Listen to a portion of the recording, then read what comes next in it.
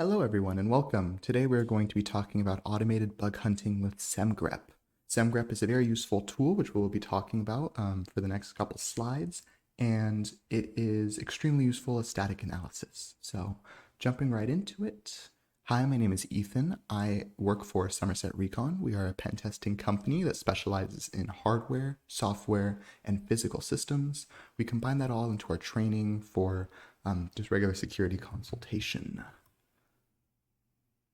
Great. So as I mentioned before, this talk today is about Semgrep. We are going to be going into detail about what Semgrep is, how Semgrep works, all the different types of uses such as variable recognition, patterns, and meta variables. We'll be going in depth into Semgrep Pro, specifically talking about the taint analysis feature. And lastly, we'll finish up with some best practices. Oh, and there's some demos along the way. So when that demo time slide pops up, I'll be going into some of the demos that we have prepared. Semgrep is known as a static analysis tool that is code scanning at ludicrous speed. This is kind of their slogan that I pulled from their GitHub website. It is a static analysis tool that is used for code scanning, code searching, best security practices, and in this case, we'll be talking extensively about the vulnerability hunting side of Semgrep.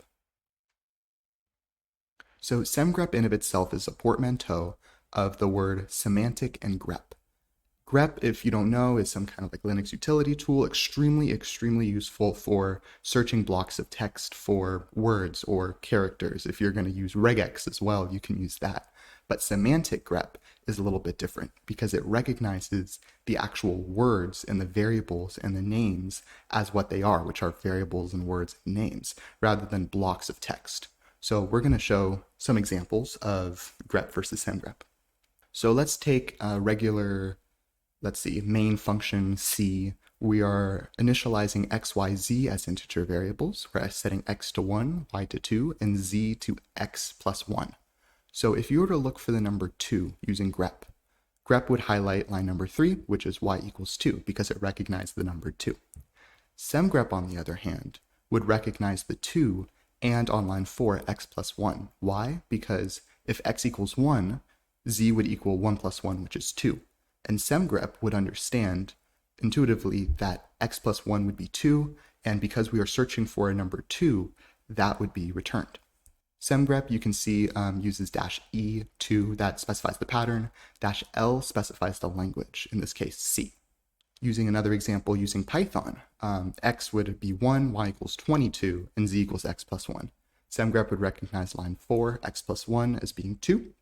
However, if grep was run, not only would it not know that line 4 would be 2, but it would also highlight 3, line number 3, because 22 has 2 2's there. So it would highlight 22 as part of a match that was found, even though 22 is not 2. So Semgrep would be able to understand that 22 is not 2, or 2 cases of 2 in this example, and it would not catch that as part of its pattern. And as another example, using Go, this is a bit of a long arithmetic for line number 4, using many different types of addition, multiplication, subtraction, division, modulus, as the final answer being 2. And Semgrep would be able to understand that z would be 2. Wonderful. Okay, on to our first demo. So this demonstration is a Python script that was created as part of our 2024 Hardware I/O security training. Somerset Recon did a 3-day medical device hacking course that touched upon Semgrep in part for vulnerability analysis. One of these challenges that was created as part of getting the people to understand how Semgrep works is a Python script that was created called division. So I'm going to show you the first 40 lines of division. This variable name, this is all in Python, 0 equals the number 0, 1 equals the number 1. This goes all the way down to 9. So we have 10 variables that are classified with different variable numbers. And then you start getting random variable names equaling each other, and things start getting obfuscated in a sense. Later down the line, you have division in random places. So this variable gets divided by this variable gets divided by this variable, And there's a total of 1,200 lines of Python, very similar to this. And the challenge is try to find the one line where a number 1 is being divided by a number 9. For posterity's sake, trying to find a 1 divided by 9, it's not going to work because you need variables. So grep fails here. These variables are all classified with different numbers and obfuscated in the sense that standard grep, just searching for the blocks of text, will not work. However, you can use Semgrep to very quickly find the answer. So there is one line where a 1 is divided by a 9, and let's see if we can find it. So I am going to do Semgrep, specify the language as being Python. I'm going to specify the pattern as being a 1 divided by a 9. And lastly, I'm going to specify the file, division pi. And in very little time, we recognize that on line 515, with these two variables, they are in fact a 1 divided by a 9. This isn't a vulnerability security script by any means, but in the case of recognizing variables, especially variables for a very large file, it can rapidly find the answer.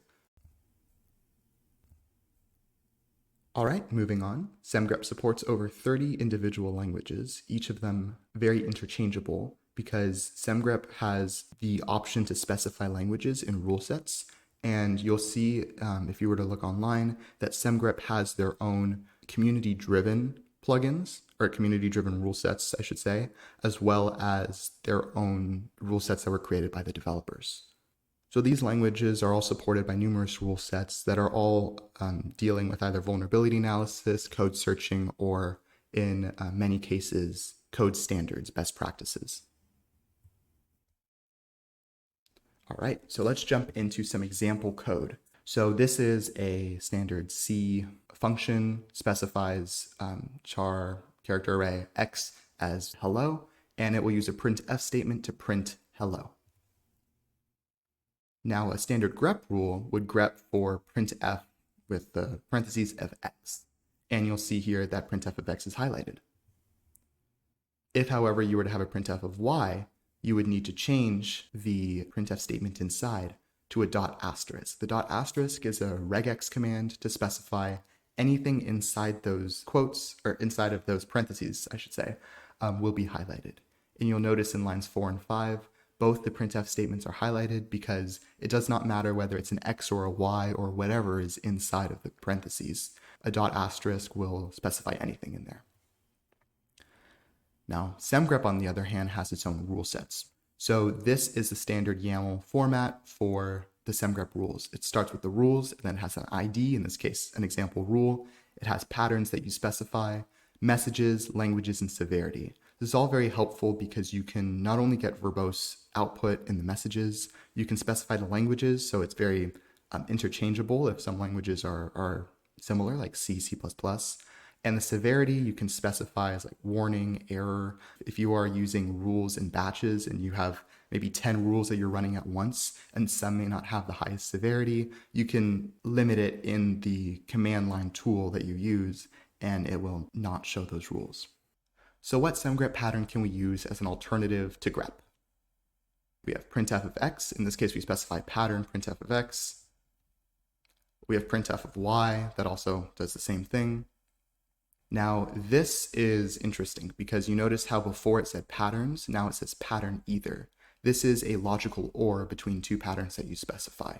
So this Semgrep rule will highlight either printf of x or printf of y. But it's interesting because you can specify down to a very logical operating level what you would want highlighted as part of a match. Instead of a dot asterisk in Semgrep, the notation would be using 3 dots as an ellipsis to specify anything inside of these parentheses. It's equivalent to like a dot asterisk in grep in some cases, but as we'll see later on, an ellipsis is a little bit more complicated in terms of how it can be used in a good way because not only can it specify anything inside a particular location, but it can also specify individual like arguments or variables as we'll see. Now we have a Semgrep rule that looks a little bit different. Feel free to pause the video if you would like to figure out what line is highlighted, but for those of you who just wish to see the presentation, you can see here that the first line, pattern printf with the ellipsis, will highlight both lines 4 and 5 because it does not matter what is inside of the printf parentheses. However, the pattern below it is a pattern not, which would negate whatever is inside that pattern, in this case printf y. So printf y, even though it was previously highlighted and matched by the printf statement before it, is canceled out. This is equivalent to a printf ellipsis and not printf y for all those math logical operators. This is more helpful to understand. So now we are going into Semgrep meta variables, which is one of my favorite features of using Semgrep. So this block of C code specifies a character array of 32 bytes with the variable name of user. Then in line 3, the gets function is called, which for those of you who may not know, gets is a vulnerable function that would copy an arbitrarily large amount of user input into that buffer. So in the case of line 3, it is vulnerable because the character array would be susceptible to a buffer overflow.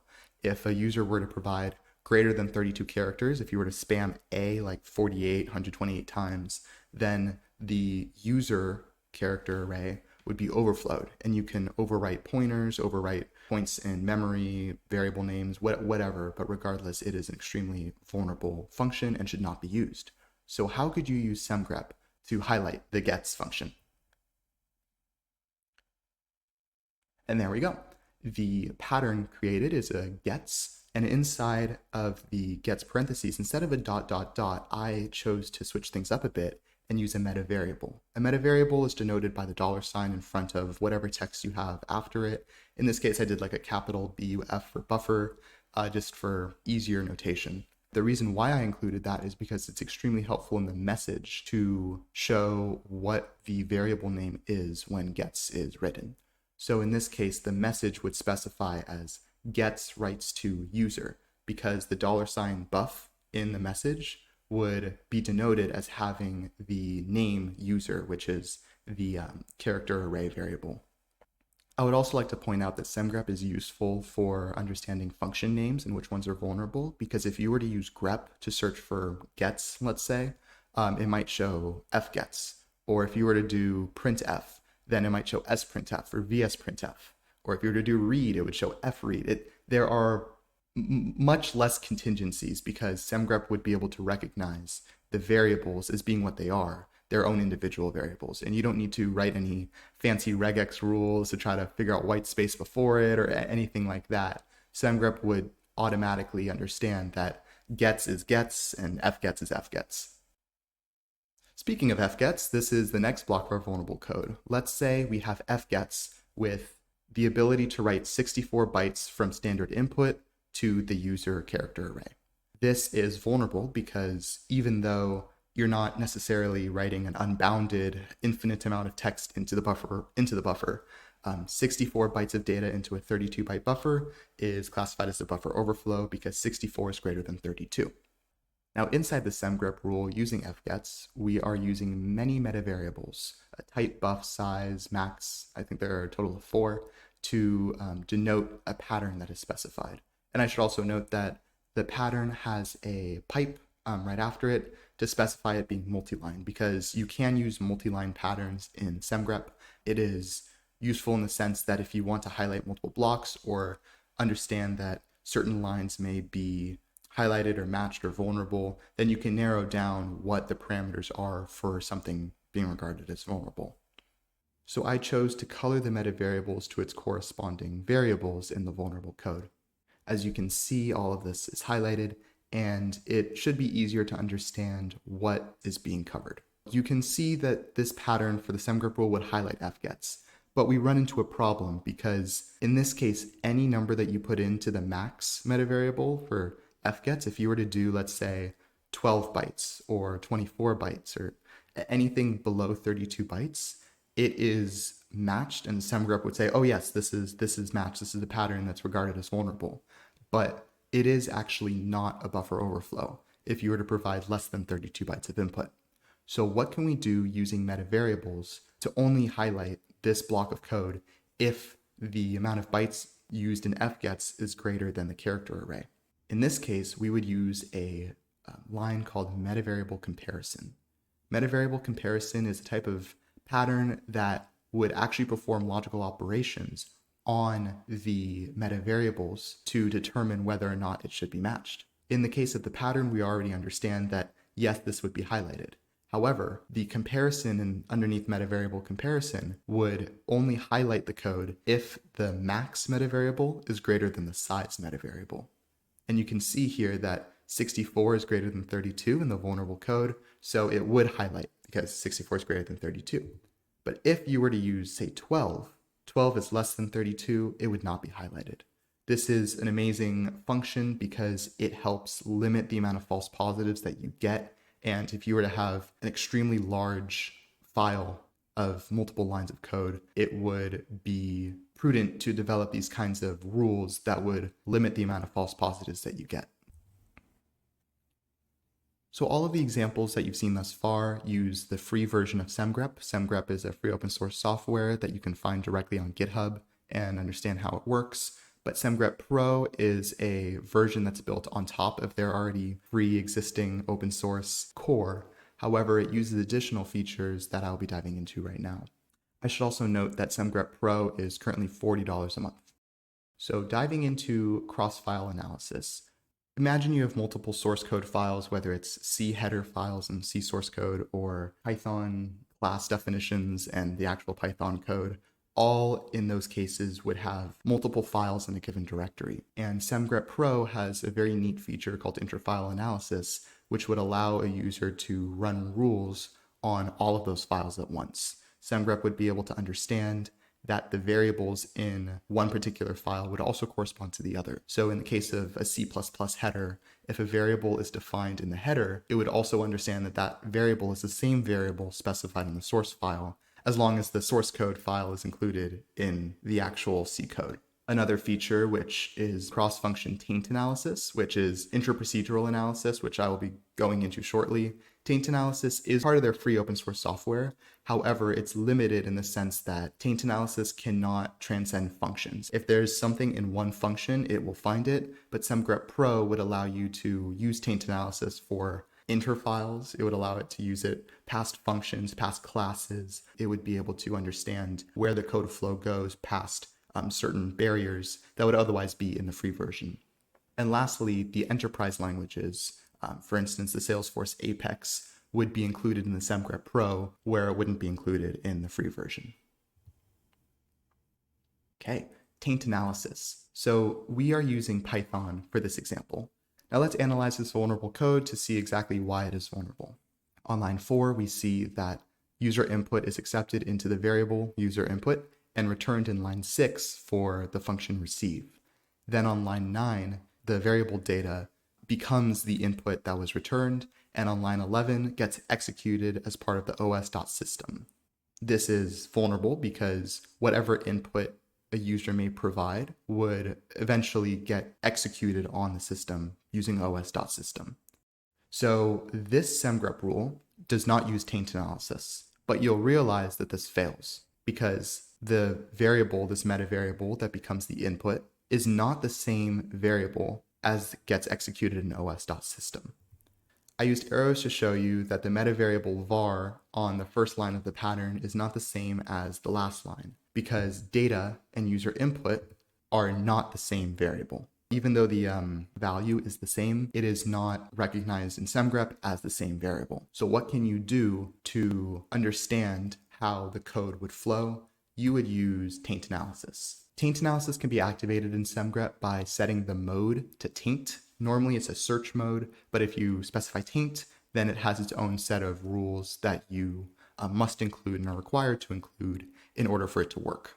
As a brief overview of taint mode, there are two things to understand: sources and sinks. Sources are whatever would be inputted by the user into the code, whether it's like a user input or some other means that a user can control to directly have an effect on the code. Meanwhile, a sink is wherever the code would be exited to potentially have RCE, remote code execution, or command injection, or anything like that. In this case, it would be an os.system. So os.system would execute whatever's inside of the parentheses on the system. And using the semgrep rule, we'll notice that the source is the input function. Whatever is inputted in the Python code is a source, and whatever is executed, in this case os.system, is a sink. Semgrep recognizes that this is vulnerable code because whatever gets supplied in the input eventually finds itself executed on the system. And I highlighted input as purple and os.system as green, and I used arrows to show the input function being supplied into the user input variable, which then gets returned into the function. And meanwhile, you have the data variable finding itself into the receive function.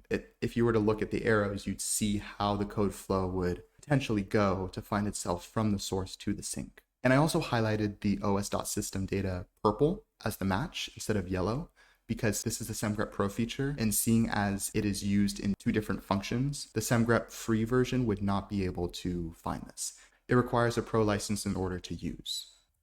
And lastly, as an interesting feature, Semgrep understands that if you were to import os.system as another function name, say execute me, as long as it's valid, it will know that, oh yes, it is still os.system, even if you were to provide it as part of the taint rules and it gets changed or obfuscated even in the vulnerable code, it would still recognize it as being valid.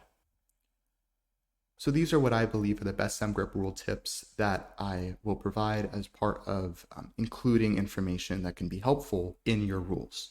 The three are, like I call it, the 3 C's: the criticality, the confidence, and the coverage. You can include this just like where the severity line is in the rule code and specify these particular values as you see in parentheses on the right-hand side. It's important to understand for vulnerabilities, how dangerous is the match if it's found? Is it critical, high, medium, low? The confidence level as well. If it's let's say a buffer overflow that you know absolutely is a buffer overflow, then you can say, yeah, it's a high confidence. Meanwhile, you have coverage, which specifies, is every scenario properly covered for this vulnerability? If you could only find maybe 1% of all buffer overflows in the wild using this rule, then maybe it's a low coverage in that sense. But if, let's say, you have like a null dereference that with absolute certainty covers almost everything in the code, then you can specify it as being high.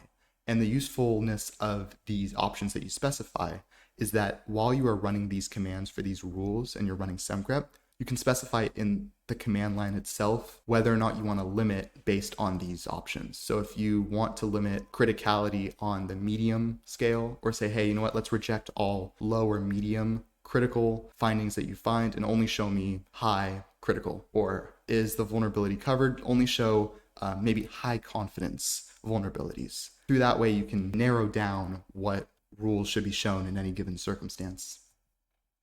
And lastly, the best Semgrep command tips that have helped me many, many times are listed above. I will just quickly touch upon each one. -C is required as part of specifying either a local rule or maybe a rule that you find online. You can look at semgrep.dev/explore, if my memory serves me right, and you can find a bunch of community-driven rules. You can also look on GitHub, and Semgrep developers have created the rules as well.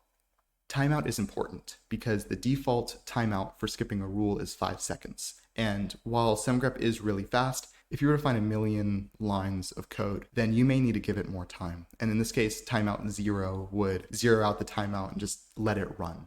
Also, max target bytes, the default is 1 megabyte of source code, which is a lot, relatively speaking. But if you were on, let's say, a pen testing engagement or some sort of static analysis code that you were looking at that requires maybe 10 megabytes or a gigabyte of code, then you can set the max target bytes to 0. Also, a useful option is to output the findings to a specific file, whether it's text, JSON, like all of this. I will note that text and JSON has helped me in the past. Serif, helpful when you're using VS Code, because Semgrep has an option where you can, I believe it's a community plugin, where you upload the results of the serif commands, and it will highlight on each line that the findings were found in the actual source code what vulnerabilities were found. So it's a really neat way to look at the code while also see the highlighted features on the code itself. You definitely need --pro to activate the pro feature, otherwise many of the options that you may have otherwise activated will not work. And lastly, the -j specifies the amount of jobs or cores that you would run in parallel. By default, without the pro feature, it runs however many cores you have. So I have like an 8 core on my computer, it would run 8 different jobs. Or if you do --pro, it would only run one job, which can be pretty slow if you were to do, say, interfile analysis using taint analysis mode. It can be pretty slow. So you can specify -j with however many cores you have to potentially get faster speeds. And on the bottom is a one-liner that I usually use when I run Semgrep. Okay, on to our final demo. So for this final demonstration, I'm going to be talking about a binary that we found in the wild on the Augentix SoC chip. On the Augentix SoC, there is an SDK that is activated when you set debug mode to true. When you set debug to true, it opens a socket on port 6666 that you can connect to and specify commands and receive responses and control the chip remotely when the debug mode is activated. The Somerset Recon team managed to extract the firmware that was associated with the debug mode and open it up for analysis on Ghidra, which is a binary analysis tool. We then use Ghidra's decompilation feature to extract what would look like source code from the binary file. From there, we found several vulnerabilities that were associated with the debug feature itself. For more information on that, you can definitely head to our blog, which will be shown at the end of the video, that would go into more detail on the findings there. But for this example, I am going to touch upon the Augentix SoC SDK called Unicorn. This had many functions, but for the purpose of time, I've narrowed it down to a couple. So the first function runs the system CMD. It receives a character array input called CMD as part of the argument, and then immediately executes it using system CMD. There's another one here where this function takes 2 parameters and uses recv, which receive one parameter input from another, and take what would be user input and store it in a variable. So we can recognize that as being a potential source because a user could write data to there and somehow, hopefully, find its way to the previous function that is a sink that would execute the command that would be provided. There's another function here that executes a cat command that is similar in the sense that it would say cat first, but there's also a potential to end that command early and do your own command injection as well. So that's another potential sink that can be used. And that there's other functions as well that are used to process it all and kind of wrap them together. But I will show the Semgrep rule that I used in order to find some of these vulnerabilities. So this is a Semgrep rule that I created in order to find some socket vulnerabilities using taint mode, as you can see on line number 3. I've specified pattern sources with multiple different options to try to have as much coverage as possible. With the pattern inside lines, I've specified any mention of finding either the function name accept or the function name socket. If those patterns are found, if those functions are found, it will associate whatever variable gets assigned to it as this socket meta variable. After that, a pattern using the read command would read the input into the socket. And this is useful because the read function can be used to read whatever socket input gets provided into a different variable, which in this case would be specified as an input meta variable. We can also ignore all the pattern insides in the read function by taking a look at the recv function, or receive, which would take some input from the socket and put it into this input meta variable. I should also note that the ellipses after are optional. So by including this, it could have input, but even if there are 4 or 5 or 20 functions, this ellipsis is kind of an all-inclusive one that would say, yeah, we don't care how many function arguments are provided. All we care about is what's before it, in this case, the input. And regardless of whether recv or read is called, the input metavariable would be used and processed. And this line here that says focus metavariable would then say, hey, forget about everything related to the socket variable or the accept socket functions or receive or read. Instead, only focus as the input metavariable as being the source for this case. So wherever the input metavariable and the data from that goes is regarded as tainted.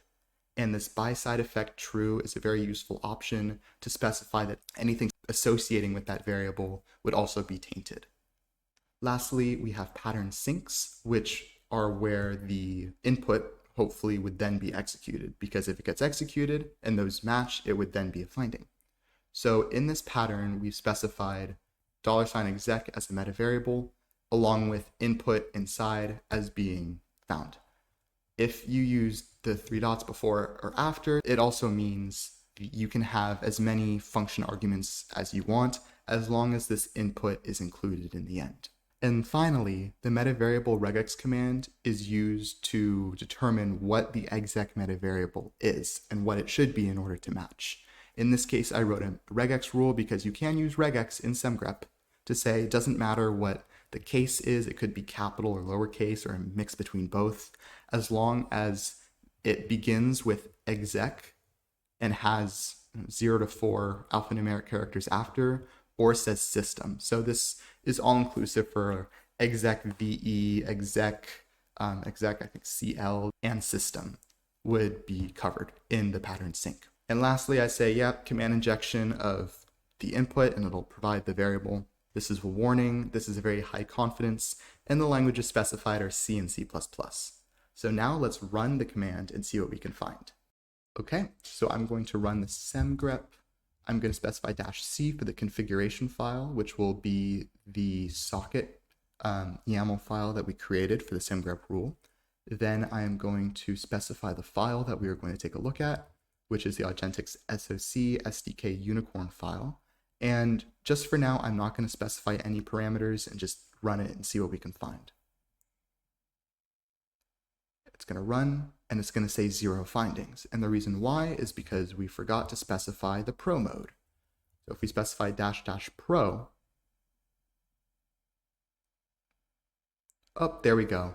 Ran one rule on one file and found 2 findings. So according to Semgrep, there are 2 cases in the couple functions that we've included that are vulnerable. And this is real life on the debug mode. Again, for more information, take a look at the blog. But you'll see here in this particular file, systems CMD is found. And Semgrep provides some useful flow code to show you where the taint comes from. I won't go too much into detail, but system CMD of this would originate from this function, as we saw before. It would flow through this parameter from recv or receive. And that's useful because you'll recognize that this was a source in our file, in our source code file, and the sync would be system CMD as well. And as far as the second finding goes, yeah, it uses system CMD again, and also uses recv, I believe, twice in another function. This just goes to show how Semgrep can be used for real-life purposes, real-life applications, and taken from a binary file, do its decompilation to find vulnerable code, as long as you write the correct rule. And there are many, many rules online already in existence. But if you were to write your own for something similar to this, it would take significantly less time for manual analysis if you also had an automatic analysis to find these vulnerabilities for you. So thank you so much for listening to our video. You can access the slides and the video as well on the somersetrecon.com/blog. The Augentix SOC SDK findings are also in another blog post that you can view on that website. And finally, you can go and access our Twitter @SomersetRecon. Thank you very much.